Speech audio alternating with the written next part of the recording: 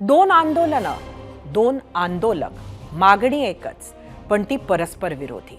एकेरी भाषेचा प्रयोग असो, निवडणुकीत जातनिहाय झालेल्या बैठका असो, रस्त्यावरची आंदोलनं असो, जाळपोळीची धग लागलेला जिल्हे असो, राज्यातलं वातावरण स्थिर आणि शांत आहे असं म्हणता येणार नाही. दोन मोठे समाज एकवटले पण एकमेकांच्या विरोधात. मराठा विरुद्ध ओबीसी. आता हा सामना फक्त मराठवाड्यापुरता नाही, तर याचे लोण इतर भागातही पोहोचणार असे भाकीत कालच लक्ष्मण हाकेंनी केलंय.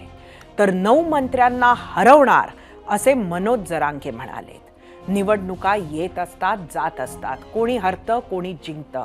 महत्वाचं हे आहे की महाराष्ट्र हरायला नको. शाहू फुले आंबेडकरांचा महाराष्ट्र हे फक्त घोषवाक्य बनून राहायला नको.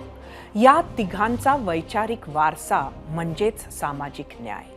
जेव्हा जेव्हा एकमेकांच्या विरोधात समाज उभे राहतील, तेव्हा तेव्हा त्याचा फायदा तिसराच कोणीतरी उचलून देणार हे नक्की. निवडणुका समोर आहेत. एकमेकांवर कुरघोडी करण्याच्या नादात जनतेच्या सार्थ मागण्यांसाठी आग्रही राहा. योग्य व्यासपीठावर चर्चा करा, भांडा, पण त्या नादात काही धूर्त राजकारण्यांसाठी समाजातलं वातावरण सौहार्द गढूळ करणारे बनू नका.